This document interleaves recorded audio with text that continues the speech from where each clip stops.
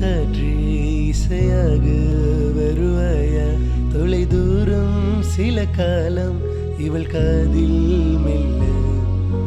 பூவே வெண் பூவே புதிதாக மலர்வாயா இவள் கூந்தல் மலை மேகம் அதில் நீந்தி செல்ல